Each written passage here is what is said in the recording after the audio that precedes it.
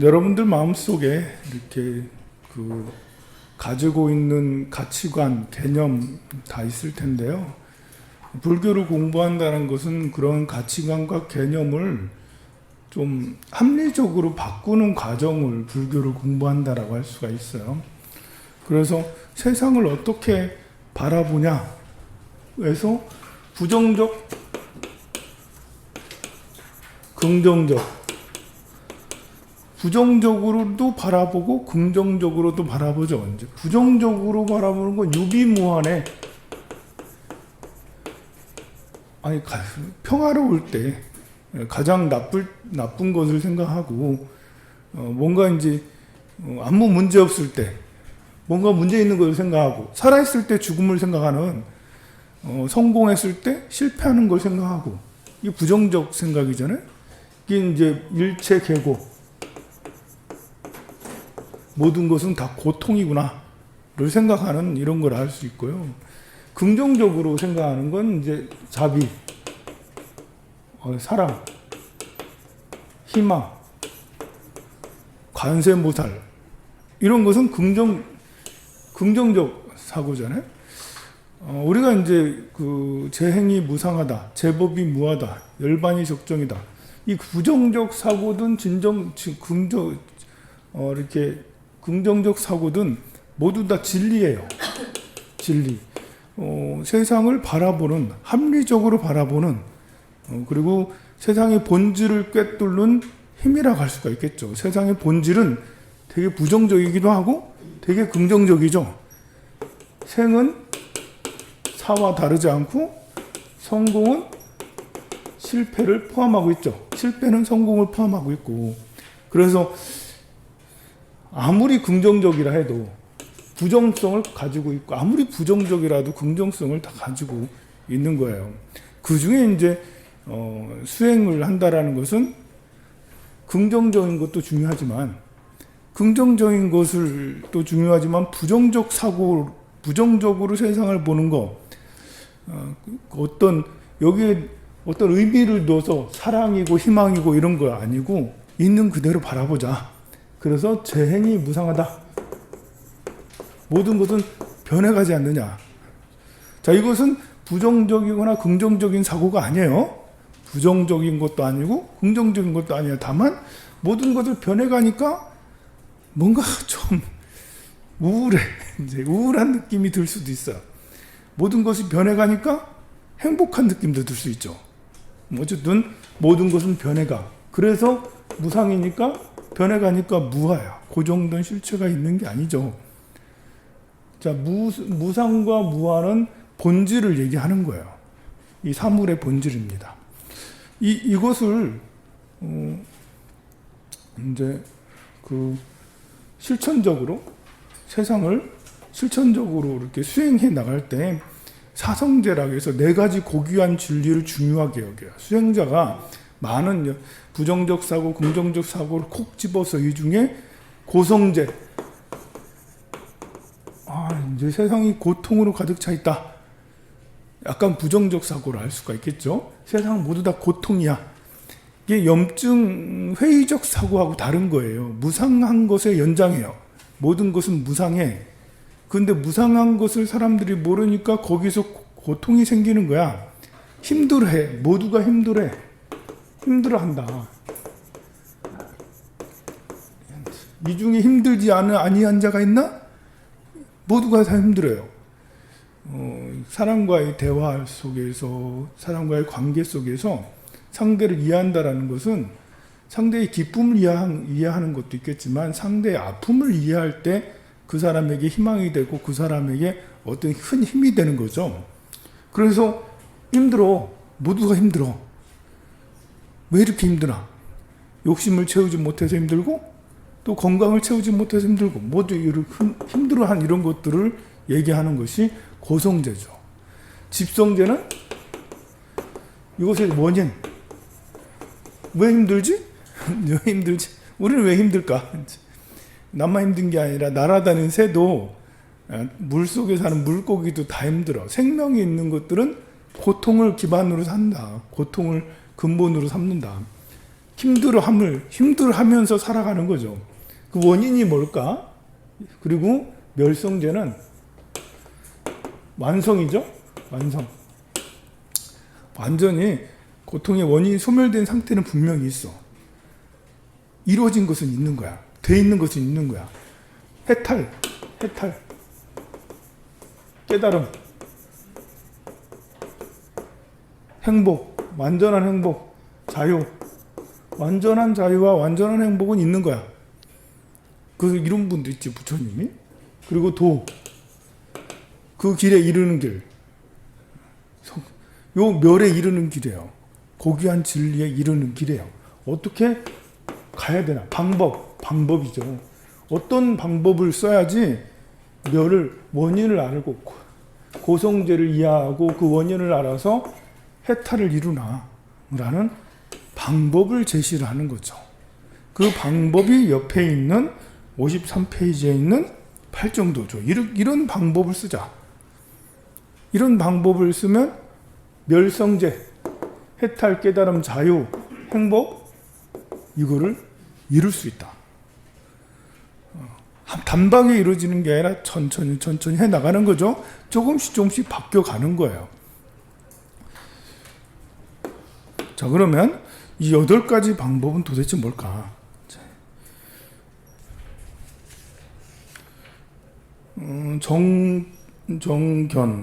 정사가 먼저 나왔는데요. 보통 정견, 정사유 이렇게 얘기해요. 올바른 견해가 올바라야 된다. 생각이. 이제 여기서 견해하고 사유는 약간 달라요. 견해라면 이제 생명관이죠. 생명관, 사생관, 생명관, 사생관, 인간관, 민주주의, 사회주의, 경제, 자본주의 같은 이런 개념들이 딱 서 있는 게 정견이죠. 우리는 생명관을 가지고 있어야 돼요. 모든 생명은 다 귀중하다, 존귀하다, 생명은 존귀하다. 이것이 이제 정견이에요. 올바른 견해죠. 그리고 평등하다. 모든 생명은 평등하고 존귀하다. 이것이 이제 견해고, 사유라는 것은 평등을 적용하는 것이죠. 어떻게 우리가 평등하다는데 너와 내가 진짜로 평등한가? 살아가면서 여러분들 절에서 스님과 신도가 평등해요? 이걸 생각하는 거죠. 이게 맞닥뜨려. 모든 생명은 평등하다는데 부모와 자식은 평등한가? 부모 자식이 평등한가요? 우리는 생각을 하는 거죠. 평등은 그러면 이제 나이로 평등하는 건가? 평등은 부모 자식이 평등은 개념을 생각을 해봐야 돼요. 부모 자식이 평등하긴 하는데 그렇다고 부모가 자식한테 평등하다고 맨날 존댓말하고 그렇게 할 수 있는 건 아니잖아요. 부모하고 자식은 평등하지만 남녀가 평등해. 남녀는 평등해요, 그죠? 근데 평등하지만 달라. 여기서의 평등은 그냥 이것의 평등이 아니라 수평적 평등을 얘기하는 게 아니죠. 모든 생명은 평등해. 사람하고 소하고 평등해. 생명이 존귀하니까 다 평등해. 근데 수평적 평등이라는 거는 남자 여자가 똑같은 공사장에서 벽돌을 날라야 되는데 남자가 날라가겠어요? 여자가 날라가겠어요? 여자가 날라야겠어요?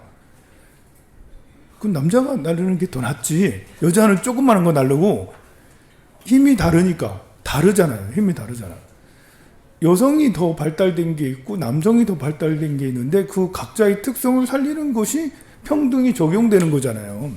이것이 사유라는 거예요. 사유. 평상시에 거기에 대한 사유를 하는 거예요.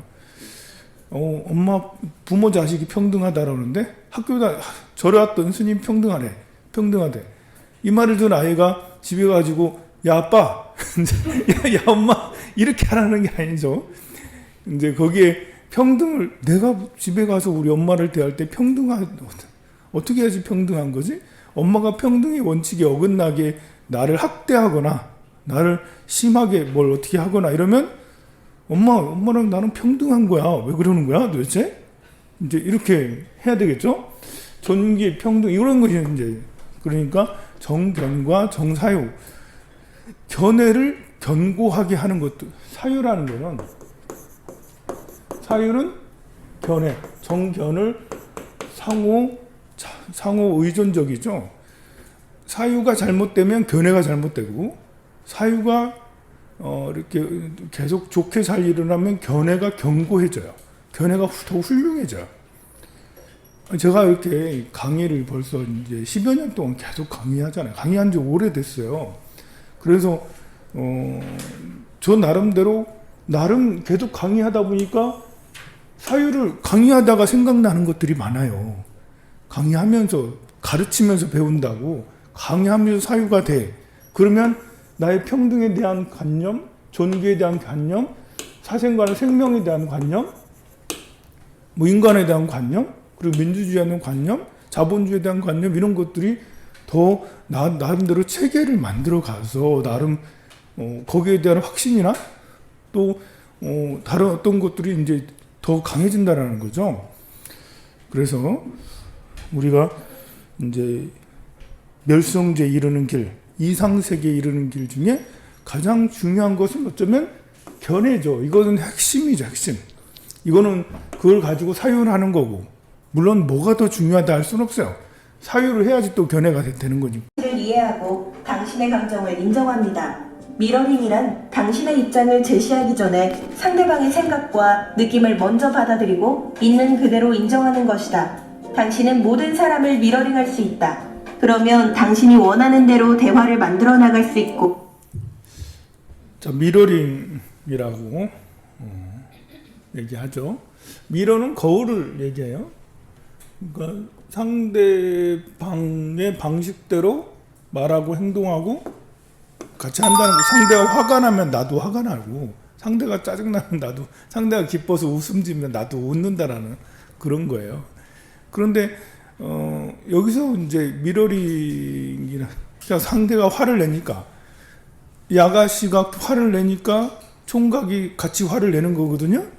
근데 이제 감정적으로 화를 내는 게 아니고, 총각은 화를 내기보다는 말은 크게 하고 행동은 크게 하고, 자기가 미안하다, 요리 준비를 못했다, 잠자느라고 그랬다, 앉아있어라, 내가 할게, 이렇게 하니까 모든 것이 다 해결이 막 되잖아요.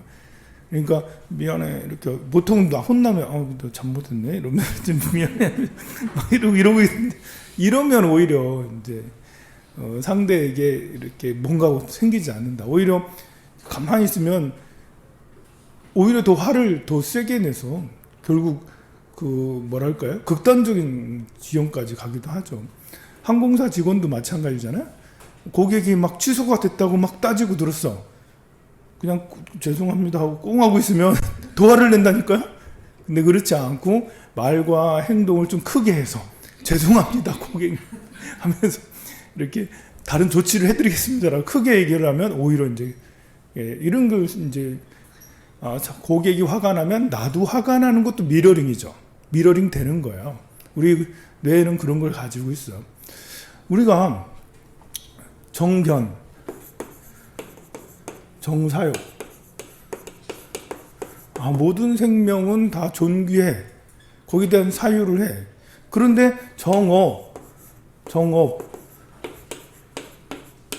정어는 말이잖아요. 바르고 고운 말을 해야 되잖아요. 근데 바르고 고운 말이라는 게, 이거는 이제 우리가 그래 이제 우리 착하게 살아야지, 거짓말을 하지 말아야지. 이게 이제 정견은 5개잖아요. 5개. 5가지 계율을 지켜야지. 불살생, 불투독, 불사음, 불마. 거짓말을 하지 말아야지. 거짓말이 안 좋다는 건 다 알아요. 거짓말 하는 사람조차도 거짓말이 안 좋다는 걸 알아요. 근데 신기하게도 상황이 되면 말을 그렇게 잘 안 돼. 아무리 정견과 정사유를 철저하게 가졌어도 내가 이제 받아온 이제 어렸을 때부터 받아온 부모님의 부모님이 나에게 전해준 것과 사회에서 친구들이나 누가 했던 그런 방식들이 내게 몸에 기억이 되기 때문에 그것이 말로 전달이 제대로 안 되는 거죠. 정경과정 사유가. 그래서 여기는 미러링이라는 것들을 얘기해주고 상대방의 행동들을 내가 따라하는데 그걸 감정적으로 반응하기보다는 적극적으로 그것을 해결하려고 하는 대응하는 방식을 써서 했던 것이 미러링이죠. 그리고 정업이죠. 이거는 정업은 행동이에요. 조카의 행동, 표정, 말투를 미러링한다. 미러링은 거울 뉴런에 의한 반사 행동이다. 이때 조카와 나 사이에는 강한 유대감이 형성된다. 누군가를 미러링하면 상대에게 다음과 같은 메시지를 전달하는 것이다. 너를 이해하고 있으며 너의 언어로 이야기할 것이며. 자, 공감적 미러링, 상대의 감정을 미러링하는 거죠. 상대가 화났으면 같이 화를 내는 것보다는 화를 왜 냈는지에 대해서 미러링을 하는 거죠. 이해를 하는 거죠. 그래서 너를 이해하고 있다. 화난 너를 이해하고 있다. 스트레스 쌓여서 잠자는 너를 이해하고 있다. 너의 언어로 이야기할 것이다. 그러니까 화났으니까 화난 그 여성은 굉장히 세게 막 뭐라고 다그치잖아요. 그 언어로 이야기를 하는 거죠. 같이 세게 나올 때는 같이 말을 세게 하라는 거지 화를 내라는 건 아니에요. 이해한 상태에서 말을 세게 하라는 거죠. 우리는 같은 것을 경험할 수 있어. 그래서 같이 경험하는 거죠. 같이 누워 있으면 같이 누워보기도 하고, 같이 화를 내면 같이 행동을 크게 해서 한다라는 그것이 이제 여기에서 말하는 공감적 미러. 우리는 타인과 공감하는 능력을 타고났다. 하지만 많은 사람들이 갈등 상황에서 미러링을 차단해버린다. 상대방이 나와 다른 주장을 내세우면 맞서 싸워서라도 우위를 점해야 한다고 생각하기 때문이다. 서로를 적으로 인식하는 순간 감정은 상하고 상황은. 자, 이렇게 이제 우리는 내가 밀린다라는 것을 못 견뎌야 하는 사람들이 있어요. 그게 이제 정견이 아니라 사견이죠. 이렇게 대화를 하면서 내 이야기가 받아들여지지 않으면 기분 상당히 나빠해. 이야기가 받아들여지지 않을 수도 있는데 상대방이 이제 나를 이겨먹으려고 하는 것 같아. 이런 생각을 가지면 사견이 되는 거죠. 대화할 때 그렇게 경쟁하듯이 내가 반드시 우위를 점해야 된다고 생각을 하고 있다면, 잠재의식에 그런 견해가 갖고 있다면 사견이 자리 잡고 있어요. 그래서 늘 회의하다가 싸우는 거예요. 회의하다가 누굴 미워하게 되고, 발표하다가 뭘 미워하게 되고 하게 되고, 그렇게 하면 별로 좋지 않죠. 그래서 정견이라는 것은 내 마음속에 있는 사견을 찾아내는 것도 중요한 거예요. 내가 가지고 있는 사견, 누구나 경쟁의식은 있을 수 있거든요. 특히 이제 타고나게 돼요. 타고나게. 경쟁의식을 타고나는 사람들이 어떤 사람들이냐면, 이렇게 예를 들면, 지금 이민년이잖아요. 이민년인데,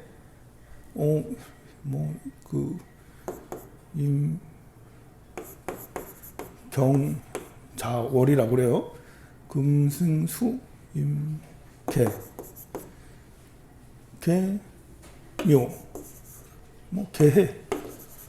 개해라고 하죠. 이래 되면 이제 비견 겁재 이렇게, 그리고 정인 이런 식으로 돼 있으면 경쟁 의식이 커요. 승부욕이 강해져. 여기에 와 있으면 더 승부욕이 강해지겠죠. 비견 겁재가 많으면 타고날 때 승부욕이 강해지게 돼요. 남에게 지는 것이 진짜 싫은 거예요. 본인이 승부욕이 얼마나 강한지 여러분들을 스스로 체크를 할 수가 있을 거예요. 이런 분들은 타고나기에 그냥 엄청 강해. 여기에 또 비견이 있고, 겁재가 비견 겁재로 가득하잖아요. 그러면 내가 욕심을 갖게 되면, 이건 둘 중에 하나의 나눔의 삶을 가져야 되는데, 나눔의 삶을 가져야 될 이유가 뭐냐면 저절로 나눠줘. 비견 겁재가 많기 때문에 하나를 가지고, 먹을 거 하나 가지고 수십 명이 달라들게 되거든요. 그래서 내 거를 반드시 내어주게 되는 사람이거든요. 근데 이제 왜 승부욕을 갖냐면 내어주기 싫은 거예요, 이제. 근데 반드시 나눠 갖게 돼요. 그래서 이제 사람한테 배신 잘 당하고 또 이렇게 뭐랄까 이렇게 돈 떼이고 이런 사람들은 돈 주면 빌려주면 절대 못 받아요. 받은 적이 없어요. 받은 적이 늘 떼요. 그것은 내 것을 가지고 있는 것을 여러 사람이 나눠 먹기 때문에 그래요. 그러니까 이렇게 마음을 정리를 하면 정말 이제 넓은 마음을 가지고 살 수도 있죠. 다 나눠주면서 살아야지. 근데 그게 마음이 정리가 안 되면 계속 경쟁의식으로 막 살아가요. 경쟁의식이 별로 없는 사람도 있어요. 이런 사람이죠. 개축의 정사의 경오면 여기에 비견급제가 없어요. 요 안에 들어있는데 그거는 별로 뭐 없어 하여간에. 그리고 정관이 있는데 정관은 내 자리를 차지하려고 노력하는 사람들이거든요. 근데 상관으로 여기를 또 쳐. 내 자리 없어도 되지 뭐 하면서 이제 상관으로 자기 자리 뭐 중요한 게 아니지 이러고 있는 사람이지. 그러면 별로 이렇게 경쟁의식이나 이런 것들이 별로 없어요. 윷놀이 하면 누가 이기겠어요? 윷놀이 하면 이 사람이 이겨요. 이 사람은 벌써 포기해. 아, 근데 나 꼴찌겠구나 이러면서 이제 이 사람은 윷놀이 엄청 잘하죠. 승부욕이 뛰어나기 때문에 윷놀이는 승부욕이 강한 사람이 이기기가 쉽죠. 이게 제 사주인데 제가 좀 경쟁의식이 별로 없어요. 자, 그렇게 해서 승부욕이 강하면 이제 자기도 모르게 그런 말과 행동들을 하게 돼요. 근데 승부욕이 모두가 승부욕이 다 나쁘다는 건 아닙니다. 승부욕이 잘못 반영이 될 때 그러면 자칫하다가 이렇게 감정 싸움이 돼서